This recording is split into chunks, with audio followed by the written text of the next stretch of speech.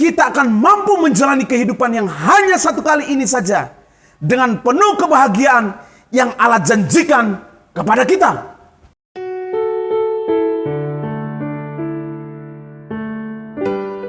Awas, awas, hati-hati, ada jurang di depan. Ini merupakan peringatan seorang ayah yang menyayangi anaknya agar jangan sembrono dalam menjalani kehidupan.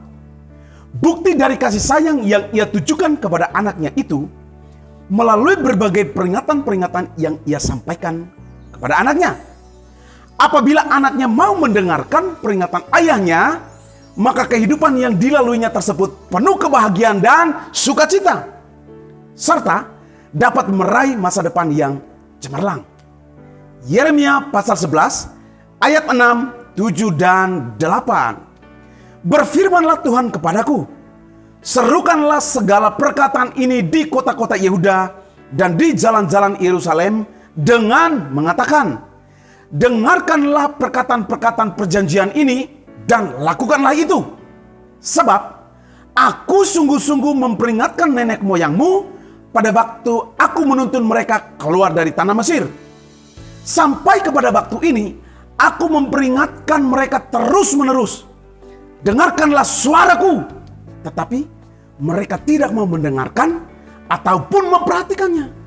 Melainkan mereka masing-masing mengikuti kedegilan hatinya yang jahat.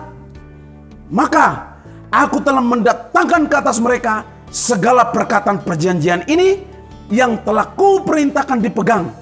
Tetapi mereka tidak memegangnya. Bapak, Ibu, saudara-saudari yang terkasih, di sini terletak kemurahan hati Allah kepada umat kesayangannya itu. Kemurahan hati Allah yang dimaksud ialah merupakan peringatan akan adanya bahaya. Sebab sewaktu-waktu tanpa diduga, bahaya akan menimpa umat kesayangannya itu. Apabila umat kesayangannya itu tetap acuh tak acuh serta tak mengindahkan peringatan dari Sang Murah Hati itu, maka konsekuensinya ialah umatnya akan mengalami penindasan. Dan akibat dari tak mengindahkan perintah Allah yang murah hati itu, Yehuda dibuang ke Babel dan mereka hidup di tempat pembuangan selama 70 tahun. Bapak, Ibu, saudara-saudari yang terkasih, berdasarkan peringatan akan adanya bahaya, maka ada 4 perintah penting yang Allah sampaikan kepada umatnya. Perintah yang pertama, dengarkanlah. Dengarkanlah. Syaratnya ialah mendengarkan perintah Allah. Allah kembali mengingatkan mereka kepada nenek moyang mereka pada waktu Allah menuntun mereka keluar dari Mesir. Tujuan Allah membebaskan mereka dari perbudakan di Mesir untuk beribadah kepada Allah atau bersekutu dengan Allah, serta perilaku-perilaku kehidupan sesuai dengan kehendak Allah, yakni Allah yang menuntun mereka, bukan Allah yang lain. Perintah yang kedua, yakni memperhatikan.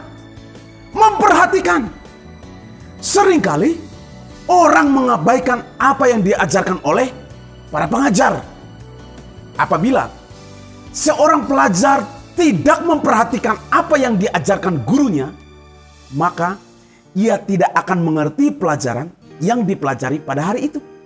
Seorang mahasiswa bila tak memperhatikan apa yang dipaparkan oleh sang dosen, maka ia akan kesulitan dalam membuat refleksi yang akurat dari mata kuliah dosen tersebut.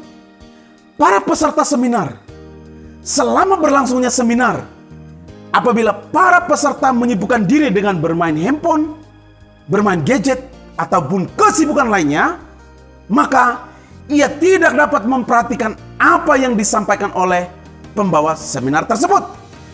Akibatnya, kehadirannya di tempat seminar tersebut hanyalah kesia-siaan. Demikian pula hubungan kita dengan Tuhan. Apabila kita sungguh-sungguh memperhatikan pesan yang Tuhan sampaikan melalui firman-Nya, maka kehidupan yang kita jalani di dunia ini melimpah dengan kebahagiaan, serta sukacita.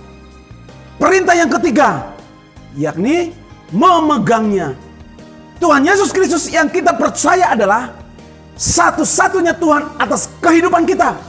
Karena Dia merupakan jaminan yang pasti bagi kita sebagai umat pilihan Allah.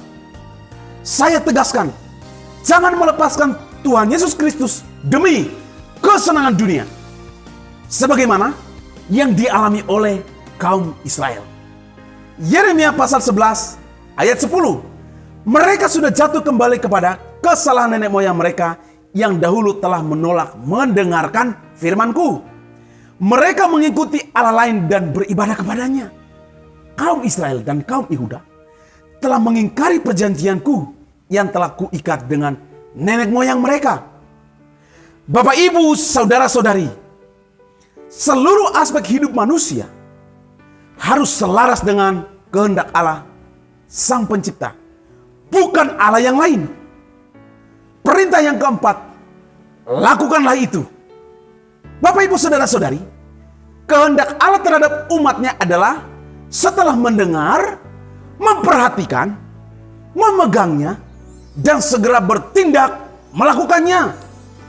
Apabila kita sungguh-sungguh mengisi kehidupan kita dengan keempat hal tersebut, maka kita akan mampu menjalani kehidupan yang hanya satu kali ini saja dengan penuh kebahagiaan yang Allah janjikan kepada kita. Yakobus pasal 1 ayat 22. Tetapi hendaklah kamu menjadi pelaku firman dan bukan hanya pendengar saja. Sebab jika tidak demikian, kamu menipu diri sendiri. Bapak, Ibu, saudara-saudari, bagaimana dengan kehidupan kita sekarang ini? Apa yang kita prioritaskan dalam kehidupan kita ini? Apabila perkataan Allah yang kita prioritaskan dalam kehidupan kita, maka yang kita dapatkan adalah kemurahan hati Allah.